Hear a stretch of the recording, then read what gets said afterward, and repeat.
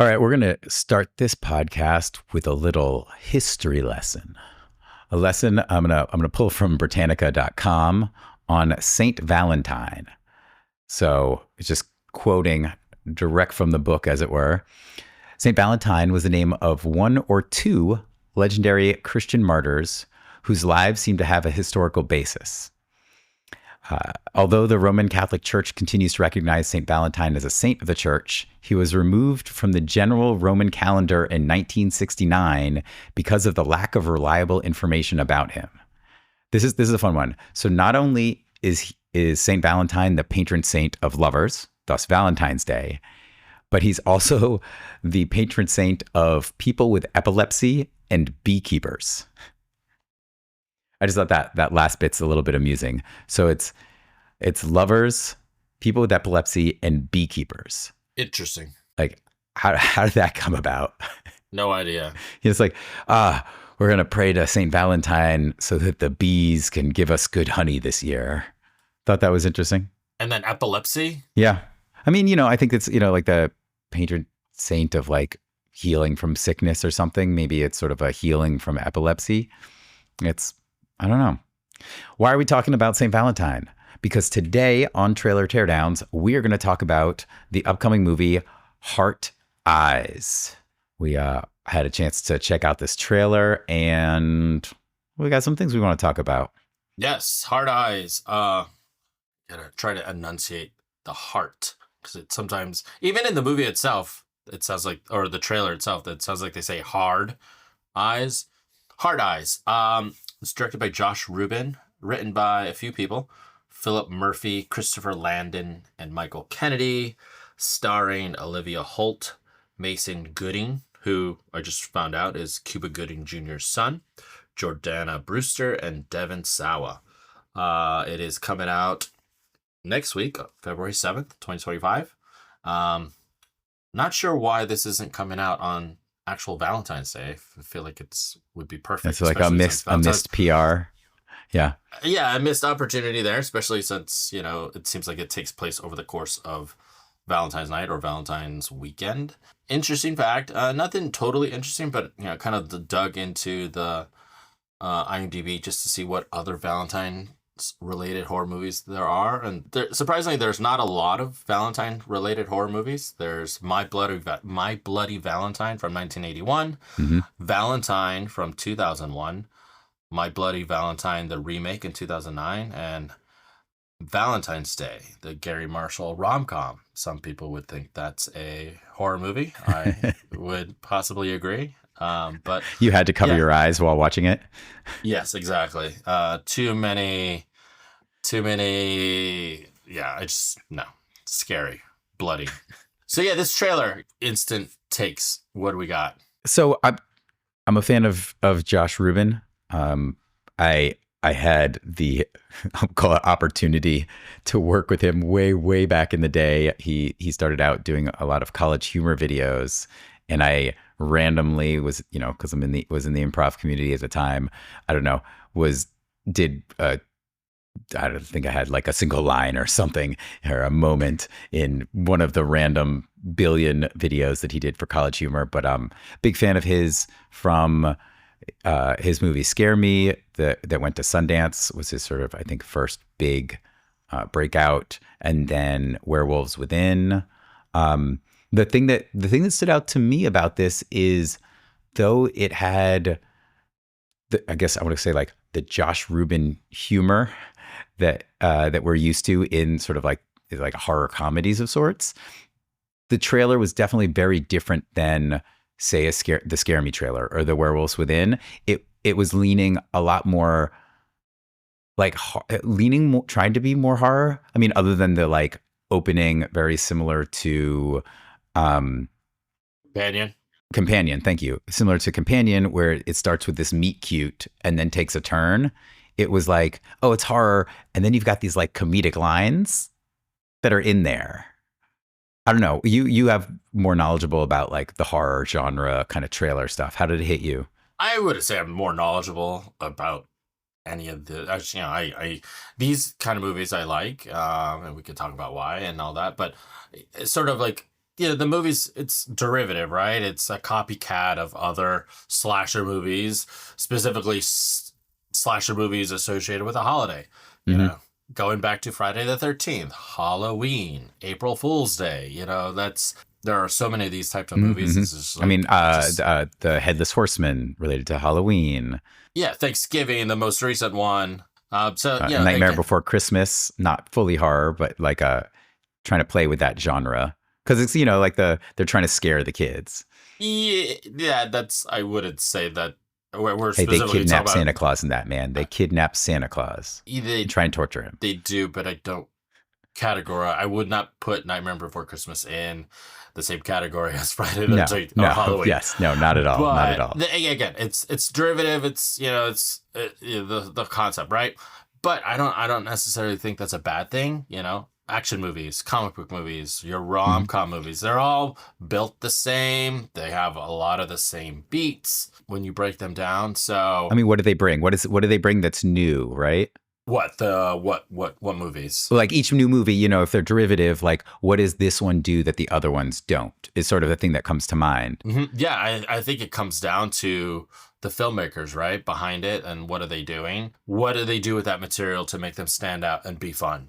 Hmm. They do it through casting, finding the right actors to play the roles, the direction, the way they shoot scenes, the writing too. Ultimately, a lot of it is the writing and building upon that. With slasher movies like this, audience who enjoy these type of movies want to see inventive and gory kills. They want good scares, Hmm. So that's what makes, and I think that applies to like your action movies, your comic book movies. Back in the early '90s, you had these. It's Die Hard on a bus, Die Hard on a submarine. Like Hmm. Under Siege and Speed. Those they were different. They were fun. They worked. The filmmakers brought something different and fun there, and those stand out. Yeah, I mean, and people keep coming back to them because it's something that they like and they know they're going to get some of the same. I mean, I think it was interesting right off the bat in this trailer. They do show like one of the jump moments of the movie. Like clearly they're in the room in the bedroom and she goes to open a door and a serial killer jumps out. Like that's gotta been a nice reveal in the movie, but now we don't get that because we've seen it in the trailer. It's sort of almost a giveaway, which was, I don't know, at some level of me, like bums me out because if you watch Werewolf Within, you get a lot of the comedy, but you don't see the intense scare moments. I think that's, I don't know. I think that when you give those away too much in a trailer, then what are you getting? Like what's left?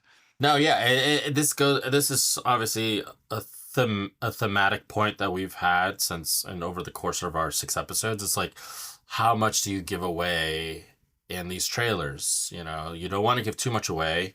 Yes, you got to set the tone. Yes, there's going to be jump scares. The killer's going to be hiding behind this. He's going to come out of nowhere and scare you, and the knife's going to smash through the door, and all of that. It's that challenge of trying to find the right balance to set the tone and get people interested in this movie. Obviously, you're gonna get the people who are into these type of movies that are like, okay, I'm there. I'm gonna give it a shot.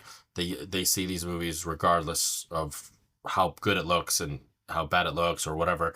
Again, this is all subjective, right? Hmm. There's no objective to this. It's everyone's personal taste. It's just trying to strike a balance of like trying to show too much, not show too much, and give enough to get people to whet their appetite. So did There they was show too actually much in this? Oh yeah, sorry. Go ahead. there was actually there was a teaser that came out before this a couple months ago. I think it was like maybe a minute long, and I think that it was a nice taste. And I think actually that one played a little bit more, though it ended the way it ends. It does have that humor tone, that lighthearted tone, Hmm. Hmm. to it. But I think there's gonna be. I'm hoping there's gonna be more. I think there will be more in more of those jump scares, more of those Hmm. kind of moments that you would want to be surprised in, for this kind of movie in the movie, and not just all shown here. Hmm. So do you think they struck a good balance in this one? Yeah, there's a good balance. One thing that the last kill in the trailer, I think It's great. It's very creative. The double kill with the couple in the van with, I'm assuming it's a tire iron, where the killer smashes the girl's head down and the camera pulling back through the hole, her head, similar to that horn shot in Death of a Unicorn.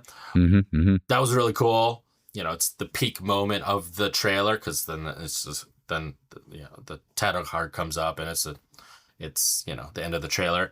But hopefully there's more of that in the movie. Not to sound sadistic or anything. That one felt like an opening kill type thing for a horror movie. Like, you've got the visuals, you're setting the stage with somewhat of the humor of being able to see through the wound after this, weird, crazy guy with hearts on his eyes, or her eyes, their eyes. As you said, a double murder, and this a bit absurd shot, like, kind of sets the tone. And so I felt, to me, even though it was the last kill in the trailer, it felt like it was almost sort of an opening thing, almost like, in Jaws, the beginning, where you've got the person on the beach and they're swimming or whatever, and then they get killed and the blood comes up, and then it's like, okay, you move on, you've set the stage, the tone of it, and now let's see what happens. Yeah, I think a good point of this movie, what I think there are a lot of like slasher movies, not a lot, but I feel like a lot of slasher movies lately have this kind of tone, and I think they don't take themselves too seriously. It's got a lighthearted tone, no pun intended. It doesn't take itself too seriously. It's definitely in the Scream style of like your horror movies. One of the writers, Christopher Landon, he wrote and directed Freaky Friday. Oh, no, sorry. He wrote and directed Freaky, which is a riff on Freaky Friday with like a serial killer. Okay. And Happy Death Day, which is like Edge of Tomorrow, but with a slasher. Okay. Have you seen any of those? I've not seen either one, but I can get the idea. Lindsay Lohan killing people. Yes. Happy Death Day is pretty fun. And again, it riffs on that, like, she keeps dying and keeps coming back and trying to figure out like who the killer is and get out. They're both like tongue-in-cheek. Oh, I checked that out. Movies.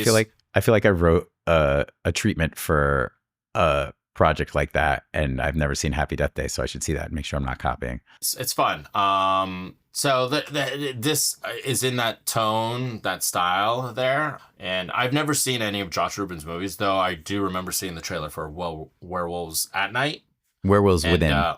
Werewolves at Night. What am I thinking of? Werewolves Within. And I was like, oh, that looks fun. I definitely want to check that out. So this is a good reminder of me, like, oh, go follow up on that. But yeah, I think the tone, I think it looks fun. Again, they're not rewriting the filmmaking books on these type of movies. Yeah, but I did think it was interesting that this trailer was so similar to Companion at sometimes in the structure of that initial meet cute feel.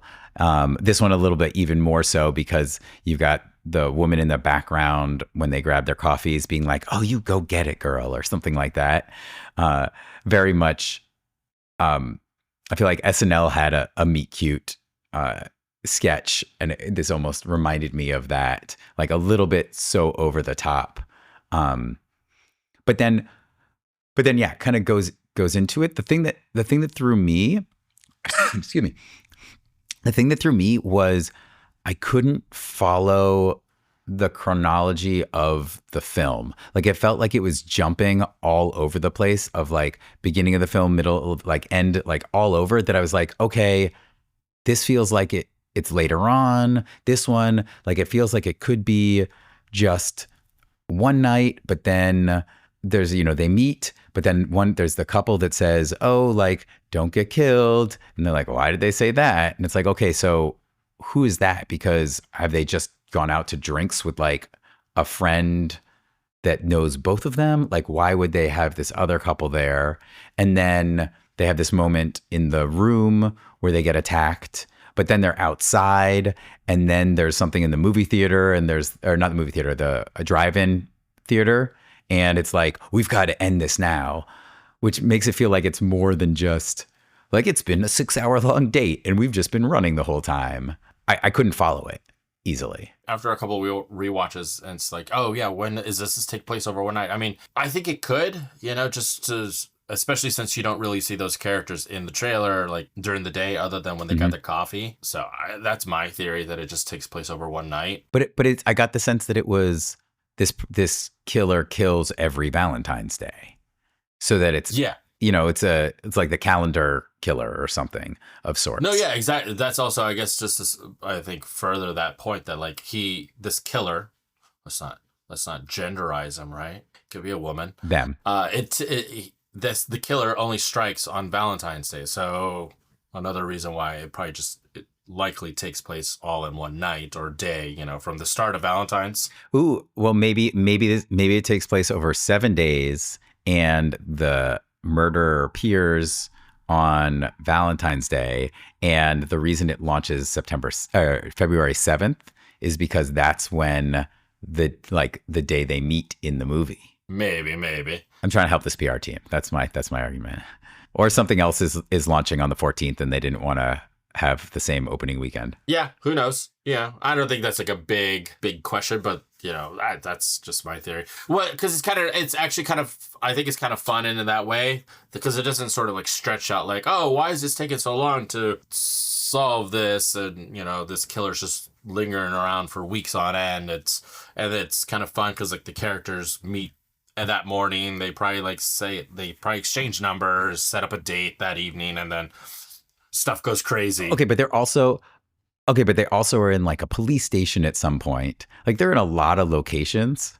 I mean, I guess it could just take the whole night. They're just never sleeping. Yeah, and also it seems like they're wearing the same outfits throughout the trailer. So they're just probably like on the run all night. But yeah, the beginning, like after like that sort of meet cute moment, I actually thought, seeing the trailer the first time, I thought those characters were like, that was like first kill of the movie. But then you see that they're actually the main characters of the movie, and they're the ones trying to survive the night and escape the killer. So that kind of threw me off. Also, how they escape that bedroom, that closed space from the killer. Obviously, there's a lot of suspension of disbelief in these movies too. So, well, it is alluded to in the teaser. There's a moment when it goes dark, and the heart killer turns the eyes on, and you see one of them crawling out the bottom. That my thought is they somehow turn off the lights, and that disorients the killer. Yeah, I can see that. Well, I have a question. There's one moment also that it was very, I feel like the timing, the way it's done is really interesting, and it threw me a bit. So at like 1:20 in is when they get into the bathroom, it looks like, and they're like tying the door closed, and you have the girls sort of taking like in there, and the guy is looking at her, and it's this weird like, oh, he's got like a smile on his face, but clearly they're just have been chased by this killer, and he's like, oh, you okay or whatever, and she's like, oh, I think so, or something like that, and then the knife comes through the door, which is like a great moment, but it threw me a bit because it's like, who is getting chased by a murderer and has this like, hey, this is fun, this is a cool first date like moment. Like I don't know. Yeah, I think that's just the tone of like the film, and like what the writers like to do, and just like have that again plays into that lightheartedness. Okay, we're not taking ourselves too seriously. Obviously, if you're in that situation, you're not doing that. It's not as realistic, but I think it just plays into the fun, and I think that's what they're just trying to do there. Your thought on the soundtrack or the score used? Yeah, very similar to Companion. They play this like old school love song, "Can't Take My Eyes Off of You." This is a cover, I believe, and it's a good choice, I think. They use that song. It plays normally at the beginning, sort of like and under that meet cute, and then there's the turn, and they reuse that song throughout, but they slow it down. They add some effects to it to make it just play like spooky, and just help set the tone of the the slasherness of everything, the horror that's kind of going on. I think it's well done. Very similar to Companion. They do that as well. Which I feel like these trailer editors came from the same school of trailer editing, if there's a school. No, it's a good technique there in terms of changing, because it does And give then the pace of it, you, yeah, I yeah. don't know.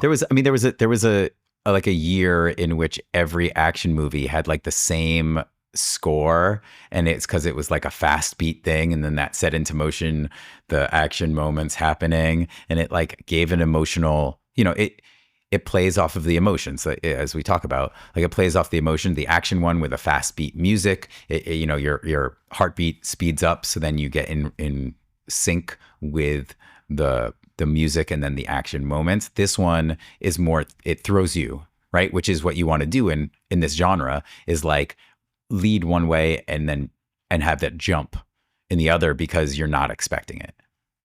I feel like it does a good job of that. And also like an irony too. Hmm.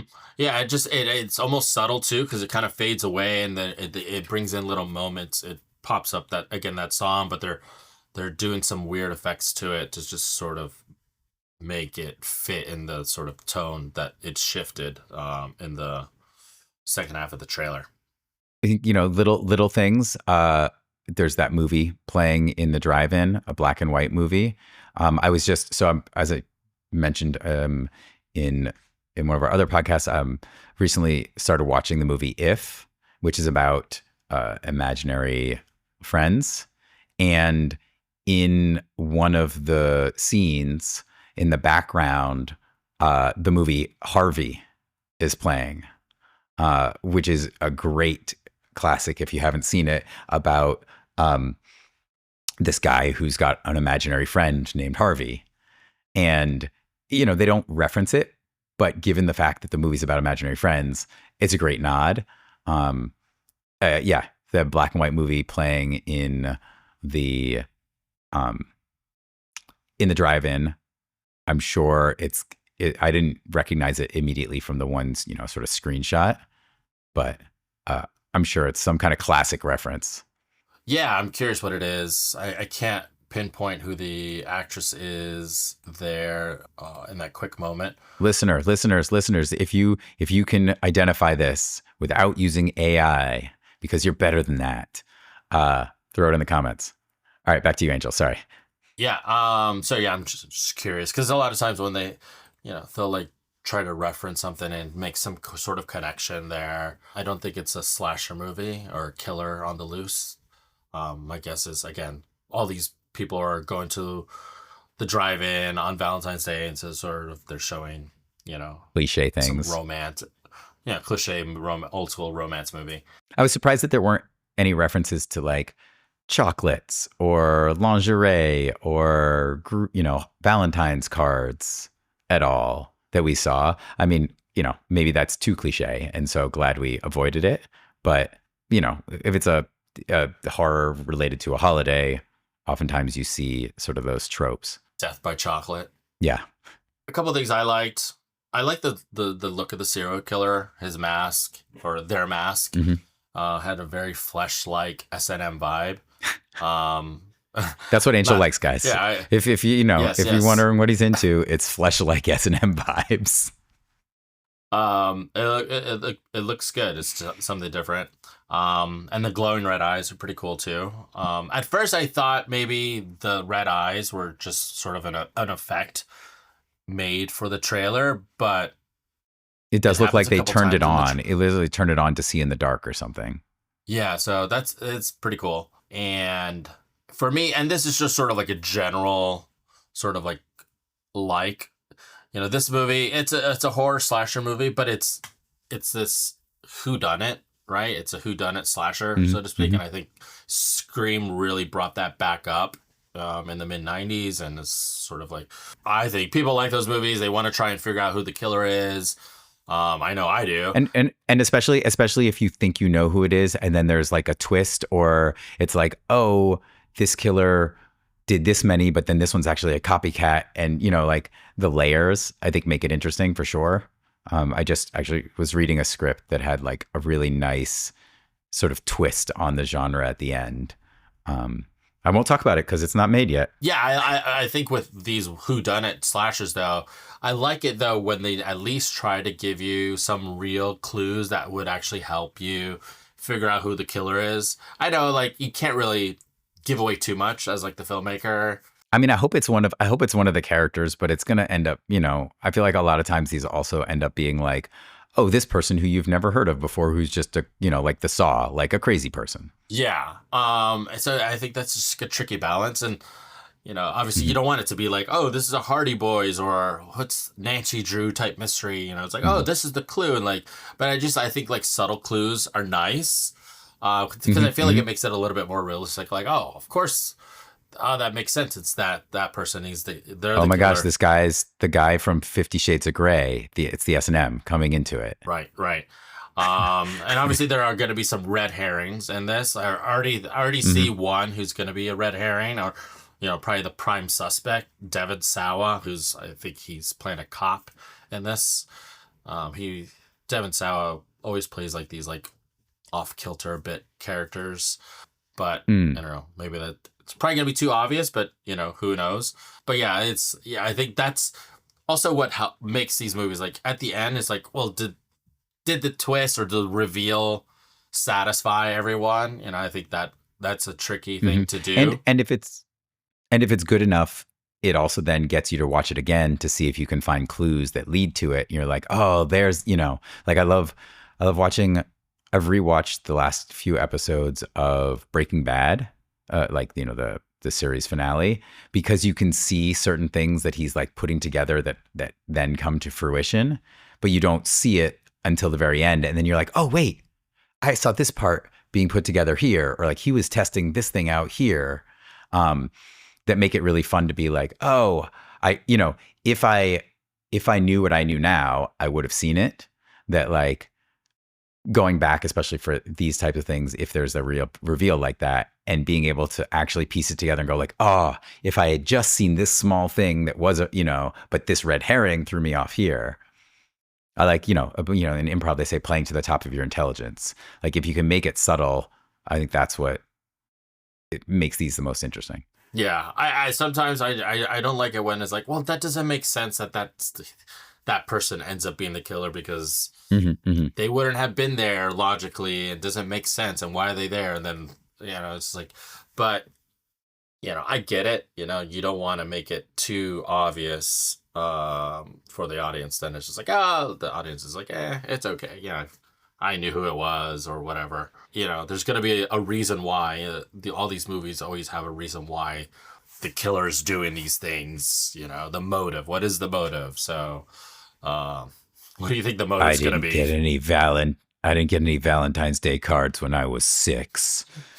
Nobody loved me.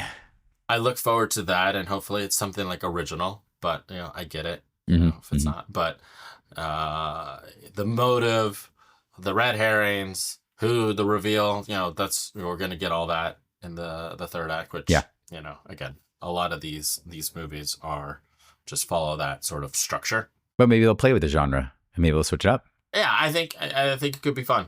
I mean, and there's also them in the police station, so clearly they are suspects at some point. There's like a scene with the killer in the police station and one of the main characters like hands cuffed to the table.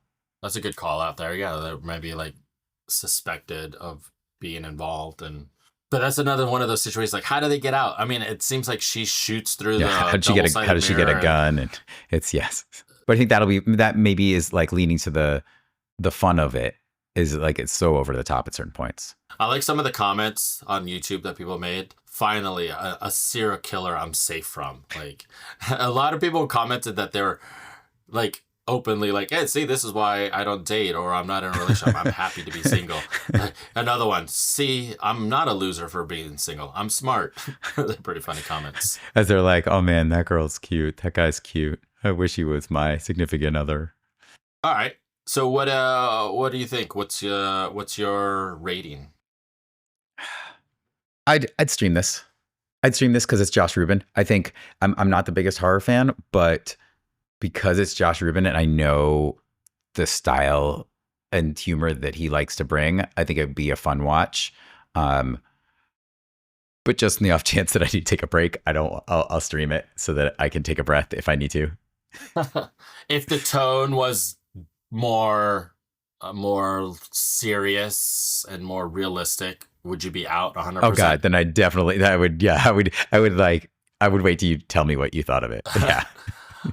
Yeah, I get that. I thought you would say this. I thought you would say, you'd stream it. Okay, I'm gonna try and guess. I feel like oftentimes you're opening night, but I don't know if this is epic enough for opening night. But I feel like it's like teetering on there. I feel like you'd go see this opening night. I would see this in theaters for sure. Okay, or not opening night. I meant theaters. Yeah. Like we've talked about in the past. It's hard to, as parents and scheduling, it's hard to just commit to be able to do something opening night, unless it's like, I mean, I think there are like 5 to 7 movies a year where I'm like, okay, wife, Beth, family, I'm there opening night. Sorry. This 5 to 7, Yeah. 8, 12, 8, 18, 22. Yeah, No more than 22. No more than 23. It's like from was it this is 40? Um what's her name? Oh my gosh, Megan Fox's character. She's like, okay, I sometimes am an escort, only a couple times a year, and I don't have to sleep with them, but I mean, I do every time, and I only do it like 1 or 2 times a year, like 3 max, 5. Okay, maybe 7 or 8 times a year, but like maybe it's a few times a month. Okay, 25 times, and she just like keeps going up. I feel like that's with you. It's like, oh, it's the eight opening night, unless there's more.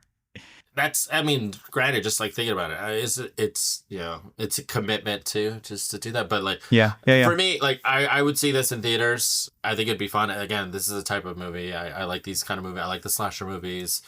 And just the tone. I've liked the past movies that at least the writers have done. So haven't seen any of Josh's movies, but definitely want to see his Werewolves Within. So yeah, I'll see it in theaters. But yeah, I think I ultimately we talked about this. Like, there's an inherent biases to like people's movie tastes. Everyone has their own tastes, and horror fans, they're committed to horror. They will see every horror movie. You could say the same thing for your comic book, your superhero fans, or you're just art house movies, like art house people. Like, for me, I like to see a variety of movies, and I'm not like just focus on one genre. You'll go see everyone opening night. I got you. I do. Well, the thing is, seeing movies in theaters, like I think I definitely will want to see as much in theaters as possible. Yeah. When it makes sense. But yeah, this, I think it would be fun with an audience. Yeah. No, agreed. And then here's the thing, like, I would want to try to see this opening weekend because more people will be in theaters for it, and I think you could have a good time with the audience. Yeah, the audience experience is both. There's the theater experience of the big, image and surround sound, but then there's also the audience experience that I think different times adds in different ways. The audience reactions, the jumps are great, and the comedy too. Like seeing a comedy with an audience just fuels that. So yeah, that's my take on that. We're gonna leave you listeners with a question. Again, questions can be answered in comments of Spotify. Love for you to comment if you can, just because I think it'd be fun to have the conversation. The question we're leaving you with is, what's the worst date experience you've ever had?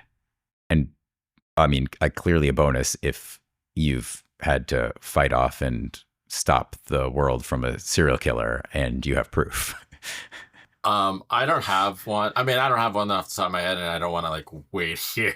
I don't have one that I'd share. I've got some interesting ones. One I did go on a single date with somebody who it was clear from when I met them that they were obsessed with somebody they went to college with, and clearly were in love with them, and that was their dream person. And I have no idea why I went and like why it started. And I was just like, oh, this is not awesome. Yeah. So let us know in the comments. But let me listen to you tell me. Yeah. So she also talked about this person continuously. I'm gonna keep interrupting you, and you just keep interrupting me. It'll be a game. I'm gonna stop talking now. Awkward Evan talking about dates. That's a podcast. That's a separate series right there. So yeah, let us know your worst date experience in the comments, and don't forget to vote for the poll. Yeah. Are you going to see it? Are you going to pass? What's your feel on it? And that's it for us for today. Thank you for listening.